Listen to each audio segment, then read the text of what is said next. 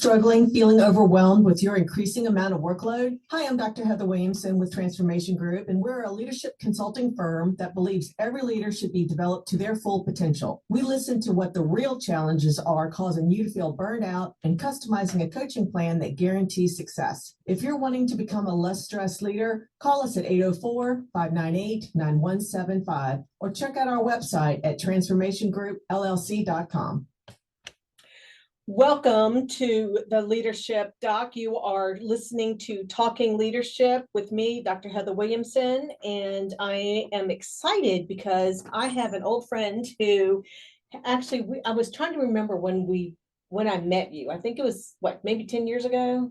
At least. At least. Yeah. So his name is Wayne Castleberry, and he has an amazing past. And well, in current future too, because he's still consulting. But I thought that he would be a great guest on the show because of his really diverse background. And I haven't spoken with anybody with this skill set. So Wayne actually used to own a company, and it was called Mac Technologies. And the cool thing about Mac Technologies, which is how we met, is that he was the inventor of the transporter 10 delivery system for florists and the Arrive Live packaging, which is a managed hydration system for cut flowers. So if you were buying flowers at a florist and they had those little tubes that had water in it, and yeah, Exactly. yeah, The water tubes were the only thing that the florist or other people in the flower industry, they were like vials of water, and it would only hold enough water for probably a day. And this product that I invented actually hydrates them for up to 3 days. mm-hmm. So a bouquet wrapped in this and it's biodegradable, Right, will hold water for 3 days. And that's good for the customer's experience, because when they're going home, they just put their flowers in a grocery bag, but by the time it sits in the hot car and you got to warm it up, either warm it up in the wintertime or cool it down, right. and it's 100 degrees, flowers get stressed out at that point. So water is a key component of everything. Of life. Exactly. Exactly. So, Wayne has patents on this. Yes. And he had a very successful company. And, I haven't told you this, but actually I have in my garden, I have a fifth of an acre where I have vegetables, but I have one row where I just do fresh flowers because I like cut fresh flowers in my house. And I'm like, you know what, I can just grow these things. So yeah, I loved your idea. And basically Wayne had this amazing company, very successful company, which is how we met. And you ended up selling that. Yes, a company called Chrysol, Mm-hmm. International and United States. It's two divisions within Chrysol. Took notice when I went to them for help with a piece of machinery that would put the product on automatically for the growers and the wholesalers and the flower processors in Miami when the flowers come in. So I had asked Chrysol if they would furnish all of the chemical. It's not a chemical, but all of the feeding packets. I needed that in bulk to run into the machine so that the flowers would get hydrated with the food they needed. Right. And Chrysol were a key component of coming together with me, saying we'd like to sell this product, not just in North America, but throughout the world. And they had that type of a supply chain. And I felt like that was a good marriage between our two companies. I got with my board of directors and they said, yes, make it happen. Yeah. And I did. they got an exclusivity, and then finally, within 1 year, they wanted to buy it, Yeah. the company and its assets. So that's what took place. We enjoyed the relationship and still enjoy the relationship because I've worked for them for 3 years after that. And then we still maintain that relationship today. Mhm. So let me ask you this, because you ran a very successful company, what was your focus when it came to creating the company that you really envisioned as an entrepreneur? Being an entrepreneur, you develop the products. There's a process to go through especially when you're going through product development, because it's not just put a product out there for people to buy or for companies to buy. You have to go through a whole process of steps. Mhm. One is design stage. The next is testing that design. Then the next thing is to refine the refinement stage, where you're looking at the product and saying, okay, I need to change this because of this reason. Right. And then the next thing is to then retest it. And sometimes you test it either in real time, and usually that's done at universities. Mhm. A university is a great place to start when you want to test a product in real time. What is its capabilities? What's the durability of it? What's all of the things you need to find out? Mhm. So at the end of that, you have to file for a patent before it ever goes to the public. Taking a patent or taking an application for a patent, it can never go to the public first. It has to go to the patent office first Mhm. before it becomes a product that can be sold. Right. So for any of you out there listening and you are wanting to create a product, develop a product, good piece of advice there. Yes. Innovation is constantly happening in our world. A lot of companies don't realize it. And the first thing that you may hear from companies is, it's not broke. It's never been done before. I know. I'm used to doing it my Mhm. way. There's never been done anything else but this way. And that's the wrong type of concept to get into, because every day, every year, there's a new concept that comes out to make your life and the businesses successful. Right. It's not just, we stopped with the ballpoint pen Right. Then they came or out the with the fountain pen gels. or the gel Yeah. pen, because we're coming out with new technology Uh-huh. every day. We come out with new technology. The patent office has millions of patents, Mhm. and they're processing them as quickly as possible, because that's part of our economy. And when you have a product, how do you get it out to the public? Right. Well, first, once you've tested it and you've done everything, do a real world application, and you apply for your patent. Let them know it's patent pending. You can use the trademark. Mhm. You can do you can't do a registered trademark. Mhm. If you do a registered trademark, you can be sued because it's never been registered Oh, with the patent office. Mhm. You have a patent application, which is a process you have to go through in order to get the patent. Mhm. Because then the patent office, what they do is they have examiners examine the patent. They look at the patent.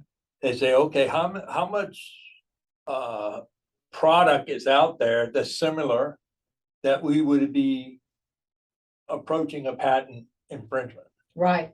So they have to go out and send letters. They have to send inquiries, Mhm. and they also send it to you. They're doing their due diligence. Absolutely. Yeah. And the files can get very thick. I'm sure. And I'm sure. they can be very nerve-wracking, because when you get these inquiries back from the patent office, it can be scary. I didn't know that product was out there. Yeah. And so this is doing due diligence. Mhm. that protects the patents and people who haven't developed them. And then, so that was a major success because you've got Yes, patents off your developments, your product developments.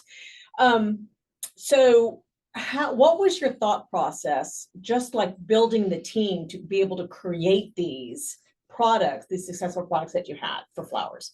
Well, I think first you have to build relationships. Yes. Relationships are not just built between people. Mhm. They're built with companies Yeah. and as well. As See, you're people. speaking my language. Well, it is. And when you build relationships, you build it with vendors, Right. you build it with your employees, Mhm. you build and it's a part of the culture. Right. You don't, it's not going out to dinner, it's not going out having drinks. It's going out and building those relationships by getting to know the people. Mhm. It's and the it's the businesses. day-to-day interactions. Yes, and travel is involved, so you Mhm. go from one manufacturer to another. I wanted to set up manufacturing in Europe. Mhm. Setting up manufacturing here in the States, products got a little bit expensive. So we went and looked at what some alternatives based upon localities Mhm. and how we get product from one destination to the next. Right. And supply chain is exactly what it means, supply chain. Mhm. When you're delivering a product from one destination to another, you have to consider that as part of your cost. And when you're Right. pricing a product, we just had all of these ships sitting out offshore, Mhm. not getting product For into months. yes. Yes. So I wanted to set up manufacturing, not to take it from the US, but to set it up in Europe so that the European people would have access to it, where we could just trailer it from the factory to a warehouse and to sales. Mhm. So I spent a month in Europe visiting manufacturers and building those relationships. Once you find a relationship that works and it's in a good marriage, Yeah. absolutely you want to start getting into the nitty gritty of what you really want to achieve from this company. And Mhm. then you start having standard operating procedures. Yes. So there's an understanding between you and that manufacturer. What the and that vendor. expectations are. And Yeah, yes. absolutely. Yes. Because you've got to spell that out. Otherwise, you get poor quality going to customers. Mhm. You get product that's hasn't been approved through quality control, Mhm. and your whole entire quality assurance program starts breaking down. Mhm. And that's bad because once you set a fire to the wheat field, it'll burn.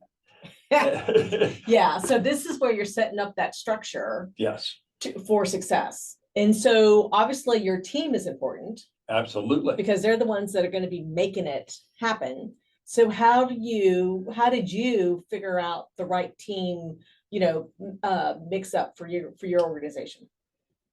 One of the things I looked at was talent Mhm. and also their skill set. Mhm.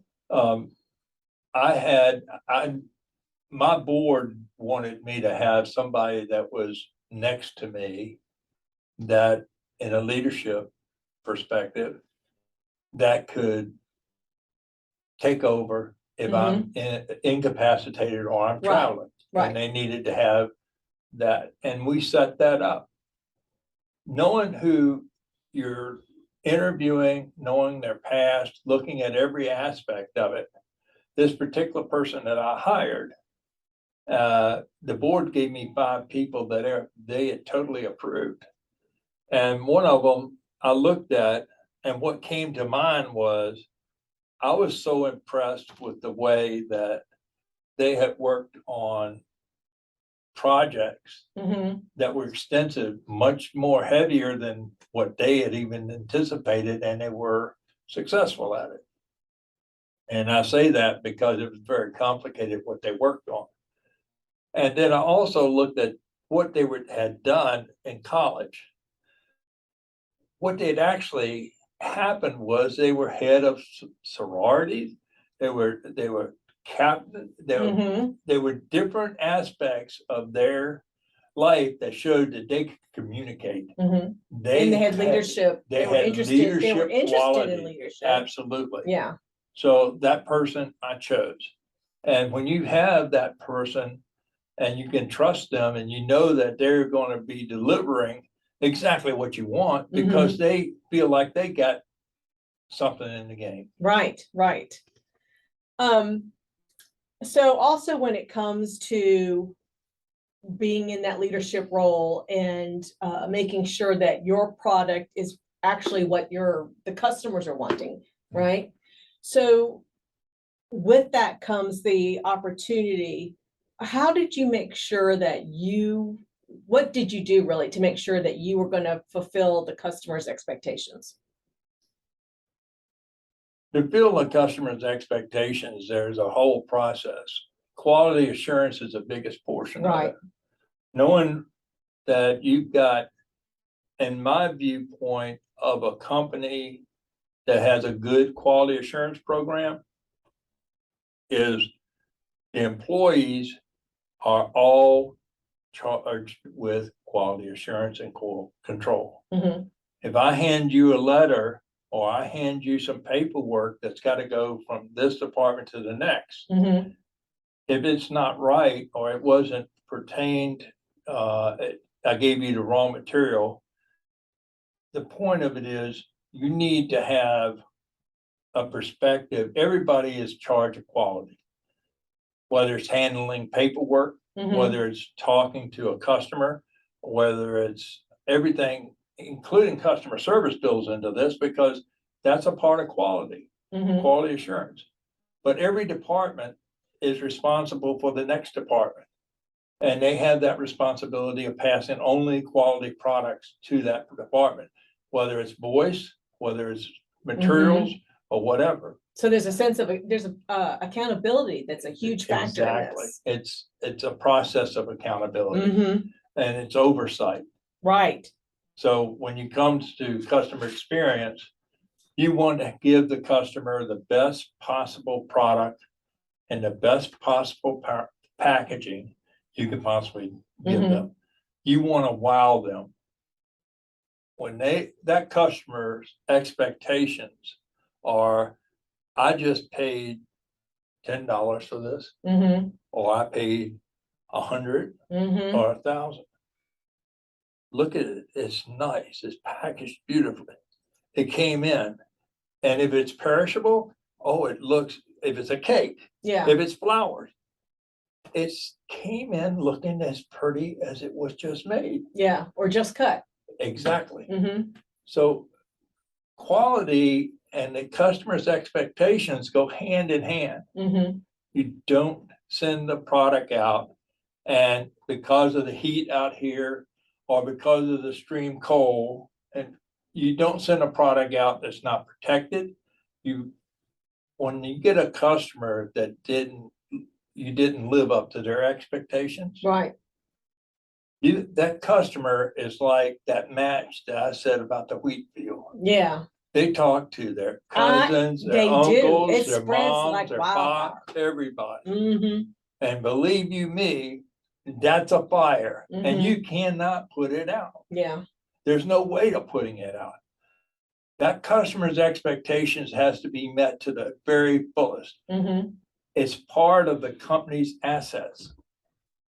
And it's not an intangible one. Right. It's a tangible Mhm. asset. It's that customer is the one who pays the bills. It pays the salaries. And people, so a lot of times they don't realize this, but it's extremely important Mhm. to get the product to the customer that lives up or exceeds the expectations of that customer. I'm a big proponent of exceeding expectations. And I am too. I know you are, which is why we get along so well. So so I think because I think it's so important. I mean, I'm not one for mediocrity. I abhor it because I just think, people should be doing better. And I think if you give people the opportunity, you give them like what you're doing with the clear expectations, their supply chain information, so they know what at each step of that process, they know what they should be looking for. And it's then if they have personal accountability, they will get the job done. And the accountability flows all the way through the process, from delivery, Yeah. from the point of where it gets shipped, the point of packaging, and then you take it all the way through the process of the supply chain to the customer. And it's not just a person, it can be a company. Right. And believe me, when you walk into a company and they just got a package in, you open it up, they say, the first thing you do, walk down the hall, look at this crap. Yeah. This is what I just got. And I spent $1,000 for it. Right. Or the box has been damaged. Right. Yeah, on the outside. You're like, couldn't you be a little bit more careful? And especially with what you did, I'm sure it had fragile on there, and where people had to be a little bit more careful. We pointed out where you needed to cut the box and make sure you didn't use a knife. Yeah. Down on a certain area. There's all kinds of things you need to be aware of when you're packaging a product, whether it's perishable or not. So the things that you need to be aware of is it got to be hydrated? Has it got to be protected? How much protection do I need? And then you send it to a jungle test. And most people out there that have ever had packaging built, it's a jungle test. And jungle tests are performed at universities. So a jungle test. It's a jungle test. Interesting. So they can send it through extreme heat, extreme cold. They can drop it from 6 to 8 feet and see what happens. All right. So we have a couple more minutes left. I did want to touch on the responsibility to those that you lead. You had mentioned that there are 3 reasons that managers refuse to recognize or claim not to recognize new ideas. So you want to share briefly about those? Yeah, the 3 reasons is they're fearful of new ideas because it could mean liability. The second thing is it could be that the individual could be promoted over them and even take their position. And then again, I'm going to touch on that one more time. Then number 3 is they reject the idea, then contradict they ever heard it. Yeah. And then turn it around and submit it that is theirs. Yeah. Now, at the end of the day, you have to build a trust and transparency in the organization. You don't want people taking and doing these type of things or having wanting to undercut somebody else. Yeah. That's just wrong. It is wrong. And unfortunately, it goes on every single day in a lot of corporations. And unless you've got a watchful eye, as entrepreneurs, they have a watchful eye on these types of things. Which is why I wrote the book Magnetic Trust, with 8 rules on how you as a leader can build trust with your employees. And stealing somebody else's ideas is a way to actually break that trust. So before we leave, one last thing. What piece of advice would you have for somebody who is out there wanting to create a product? What one piece of advice would you have for them? Find yourself a mentor. Oh, excellent. And I mean that in all sincerity. Young people today are looking for mentors. We don't have enough of them. Don't stand in the shadows. Go out and help people. I've had a lot of people and young people come up to me. How did you do that? That is so simple. How did you make that happen? They don't understand, but they want to understand. That's why they're asking the questions. Yeah. Mentoring young people, young adults, even people that are just leaving the workforce and wanting to create something on their own. You find yourself a mentor. There you go. Find yourself a mentor out there. Wayne, thank you so much for being the Thank guest you, on Ellie. Talking Leadership. I totally admire you and all that you've accomplished. And I think this was a great show, and the fact that it was a different kind of take on leadership, especially when it comes to product development. So that's going to do it for us today. Thank you for listening to Talking Leadership with Dr. Heather Williamson, the Leadership Doc on ESPN 106.1 FM. And I will see you next Monday at 5:30 in the morning. Thank you.